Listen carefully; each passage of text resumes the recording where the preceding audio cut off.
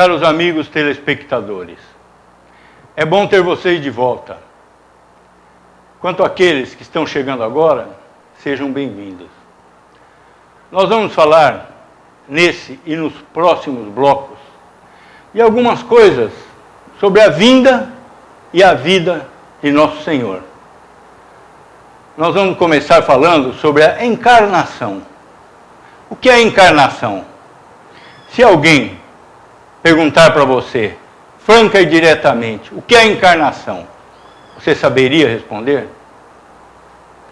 Veja você que a encarnação é um fato único em toda a história, não somente da humanidade, mas em toda a história do universo e além do universo. Só existe um ser encarnado, o Verbo de Deus. A pessoa encarnada é Deus, ninguém menos do que o Verbo de Deus, a segunda pessoa da Trindade. O que é a encarnação? Segundo Gordon Clark, a encarnação é o nascimento de uma pessoa pré-existente. É um pouco, às vezes, complexo para se entender. Uma pessoa já existe. Como ela pode encarnar? Assumindo uma natureza diferente. A pessoa divina tem uma natureza divina. O Verbo de Deus tem todo o ser de Deus em sua plenitude na pessoa dele. Ele é onipotente, onipresente, onisciente, soberano, todo-poderoso, imutável, eterno. Essa é a natureza do Verbo de Deus, a natureza divina. Mas ele, voluntariamente, por necessidade da redenção do homem, ele assumiu a forma de servo através do quê? Da encarnação.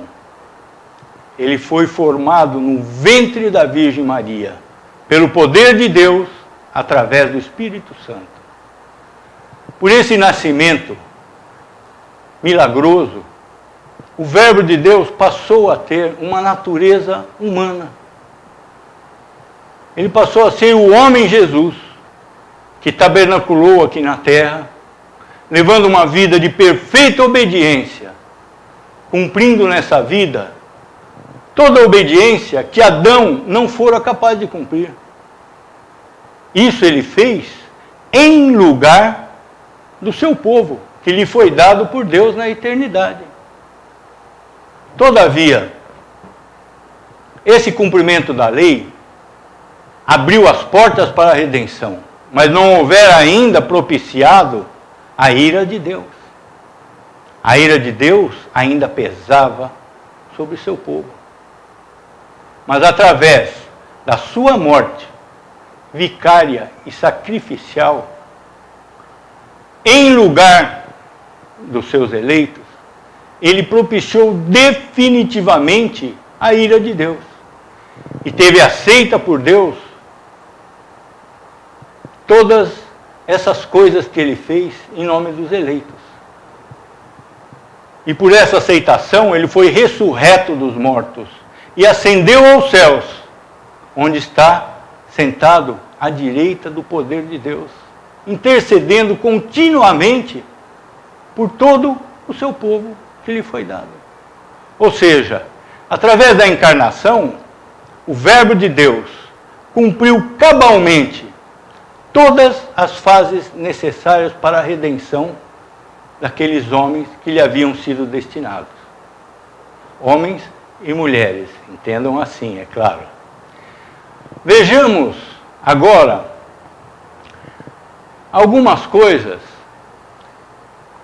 históricas a respeito desse nascimento de Jesus. Existem muitos mitos em torno do nascimento de Jesus. Como hoje, existe toda uma mitologia em torno da religião cristã. Jesus nasceu no dia 25 de dezembro. Jesus nasceu no ano 0 da nossa era. Não foi bem assim. Vejamos nos versos de Lucas.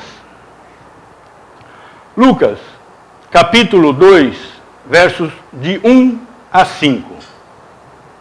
Naqueles dias, foi publicado um decreto de César Augusto, convocando toda a população do império para recensear-se. O primeiro recenseamento, foi feito quando Quirino era governador da Síria. Todos iam alistar-se, cada um à sua própria cidade. José também subiu da Galileia, da cidade de Nazaré para a Judéia, à cidade de Davi, chamada Belém, por ser ele da casa e da família de Davi, a fim de alistar-se com Maria, sua esposa, que estava grávida. Então, José e Maria moravam em Nazaré, mas com a convocação do censo, eles se deslocaram para Jerusalém, mas pararam em Belém, porque todos os convocados do censo estavam em Belém e não havia local na hospedaria. José e Maria ficaram na estrebaria não porque fossem pobres, miseráveis. Não era uma família pobre, era uma família de classe média. Os carpinteiros eram pessoas bem situadas na sociedade israelense. Eles eram construtores de casas, de igrejas e de prédios públicos. Mas, vejamos o que mais nos diz a Bíblia. Em Mateus, capítulo 2, verso 1. Tendo Jesus nascido em Belém da Judeia, em dias do rei Herodes, eis que vieram os magos do Oriente a Jerusalém. Quem é esse Herodes a quem Mateus se refere? Nós tivemos Herodes o Grande, que dirigiu toda a Palestina até o ano 4 a.C. É a esse Herodes que Mateus se refere. Foi esse Herodes o Grande que reconstruiu o templo, que construiu Cesareia e que ordenou o massacre das crianças. Porque ele tinha medo do menino Jesus. Porque diziam as profecias que ele seria rei. Só que Herodes não sabia, ele não veio para ser rei deste mundo. O reinado de Jesus é de outro mundo. Mas o que nós temos nesses versos? Cláudio era imperador de Roma. Quirino, governador da Síria. Herodes Magno, governador da Palestina. Cruzando esses dados históricos com um censo determinado naquela época, nós chegamos a uma data entre 4 e 6 antes de Cristo.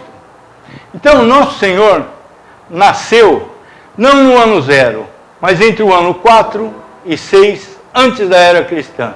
E ninguém sabe precisar o dia e o mês em que ele nasceu. A data de dezembro é a data menos provável, porque seria inverno, e nenhum governador marcaria o censo no inverno.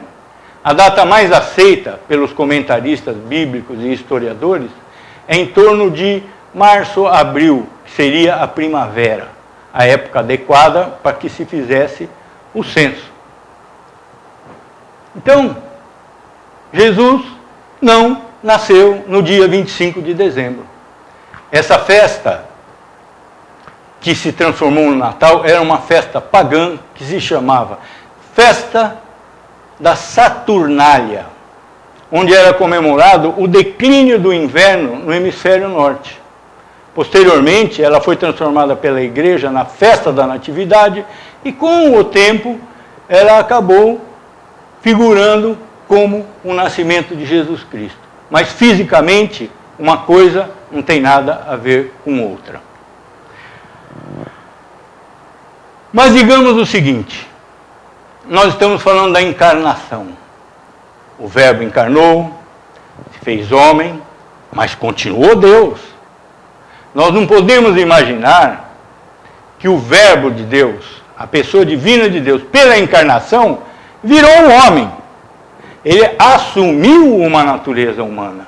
e continuou sendo Deus. Porque para Deus é impossível deixar de ser Deus. É próprio do ser dele, é característico do ser de Deus ser Deus. Ele jamais pode deixar de ser Deus. Ele jamais pode deixar de cumprir as suas funções cósmicas. O Cristo, que é o Verbo de Deus, e o Verbo de Deus, que é Cristo, é aquele que mantém todas as coisas pela palavra do seu poder. Se em um segundo ele deixar de sustentar o universo vira farinha, se desmancha, explode, acaba. O universo não se mantém por si só. O universo só é mantido pelo poder de Deus, que se manifesta através do Verbo, que mantém as coisas pela palavra do seu poder. Dessa forma, ao mesmo tempo em que o homem Jesus tabernaculava aqui na terra, o Verbo de Deus mantinha as suas funções cósmicas junto à Trindade Divina. Mas digamos mais alguma outra coisa. A encarnação é uma novidade do Novo Testamento? O que você acha disso? Onde surge a encarnação na Bíblia? É importante que nós falemos a esse respeito, para que você saiba o que é a Escritura. A Escritura não são livros isolados, a Escritura não são informações picadas aqui e ali. A Escritura é um todo autoritativo, porque é a palavra de Deus. Vamos ver onde surgiu a primeira promessa da encarnação. Acompanhem comigo a leitura no livro do Gênesis. Gênesis, capítulo 3, verso 15. Porém, inimizade entre ti e a mulher, entre a tua descendência e o seu descendente. Este te ferirá a cabeça, e tu lhe ferirás o calcanhar. Veja então, que quando Deus expulsa o primeiro casal do paraíso, ele toma algumas atitudes que satisfaçam simultaneamente a sua justiça e a sua misericórdia. Não existe uma qualidade de Deus que se sobreponha à outra. Todas as qualidades de Deus são perfeitas. Então, não existe uma melhor que a outra. O amor de Deus não é melhor que o ódio de Deus. Se Deus não odiasse o pecado, ele não seria perfeito. A misericórdia de Deus não pode ser aplicada sem o cumprimento da justiça de Deus. Porque uma coisa, um sentimento, uma qualidade jamais poderá se sobrepor à outra. O amor de Deus funciona dentro da globalidade de todas essas qualidades que ele tem. Então, quando Deus expulsa Adão e Eva do paraíso, ele diz: maldita é a terra por sua causa. Nesse momento, ele está criando todas as mazelas, todas as doenças e as desgraças que iriam atribular o homem na história da humanidade. Isso não é fruto do demônio. Essa é uma maldição de Deus, que procede do pecado de Adão. Mas, ao mesmo tempo que a sua justiça funciona por intermédio da sua ira e da sua maldição, ao mesmo tempo, a misericórdia de Deus também se manifesta. O fato de Deus ter impedido o homem de comer da árvore da vida trouxe ao homem a possibilidade da redenção. Se o homem houvesse comido também da árvore da vida, ele seria imortal. E como os anjos, não teria possibilidade de ser redimido. Então Deus aplica a sua justiça. Deus dá vazão à sua ira, mas ao mesmo tempo à sua misericórdia. E aqui a misericórdia de Deus vai muito mais longe. Nós vemos nesse verso de Gênesis que Deus diz que este te ferirá a cabeça. Quem vai ferir a cabeça de quem? O descendente da mulher ferirá a cabeça de Satanás. O descendente da mulher é Jesus Cristo. Ao mesmo tempo em que Deus amaldiçoa a terra, Ele cria as condições para que o homem seja redimido. Esse é o plano de Deus. Todas as suas qualidades vão funcionar conjuntamente. Então nós vemos aqui, no primeiro livro da Bíblia, a promessa do Redentor. O homem caiu, o homem foi expulso, o homem amaldiçoou a terra pela sua desobediência. O homem trouxe a si mesmo todas as desgraças presentes na humanidade. Mas, ao mesmo tempo, Deus está aqui prometendo um Redentor. O Redentor perfeito, que será o próprio Deus. Vamos ver, então, se para por aí. Essa foi a única promessa que nós tivemos da redenção? Ou nós temos mais alguma coisa? O livro de Jó é o livro mais antigo da Bíblia. Muitos comentaristas dão uma idade a esse livro de 4.000 anos. Portanto, Jó existiu antes dos patriarcas hebraicos, antes de Abraão, antes de Isaac, antes de Jacó. E Jó era um homem aparentemente justo, mas vaidoso. Ele sacrificava pelos seus filhos, se preocupava que seus filhos tivessem pecado, mas ele não havia imaginado que ele também era um pecador. Então, ele precisava da disciplina do Todo-Poderoso. E por isso Deus entregou ele nas mãos de Satanás. E ele foi recebendo males, um em cima do outro. Só que ele resistia. Ele resistia. Jó dizia, não, eu sou justo. Eu me bato pela minha justiça. Eu não mereço tudo isso. Eu sou bom. E ninguém é bom aos olhos de Deus. Pela queda de Adão, todos caíram e destituídos estão da glória de Deus. Mas Jonas então, Jó quero dizer, desculpe, que eu vou fazer um paralelo agora.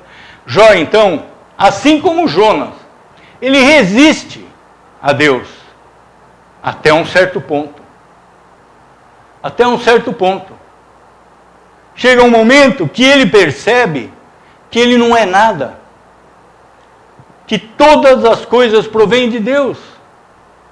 Então ele, no capítulo 19, ele vislumbra a existência desse Deus Redentor, que é onde ele começa a mudar, começa a se transformar. E ele recebe a promessa. Vejamos no livro de Jó. Jó, capítulo 19, verso 25. Porque eu sei que o meu Redentor vive, e por fim se levantará sobre a terra. O que Jó vislumbrou aí? Meu Redentor vive. Não está escrito está vivo. Está escrito vive. Isso transmite uma qualidade de vida eterna, de eternidade, de vida permanente ao Redentor. Ou seja, o Redentor que ele vislumbra é Deus. Somente Deus pode redimir o homem. E o que mais que ele enxerga lá na frente? Por fim se levantará sobre a terra. Então, esse Redentor é Deus, que um dia futuro haverá de vir sobre a terra. Se manifestará fisicamente, será vivo sobre a terra, um homem, ao mesmo tempo Deus, o Redentor. Essa promessa foi feita a Jó, há 4.000 anos atrás. Mas não para por aí. Não para por aí. quando Deus se torna amigo de Abraão, ele promete a Abraão novamente o seu descendente, que será o Redentor. Tanto que Jesus diz que eles eram filhos de Abraão.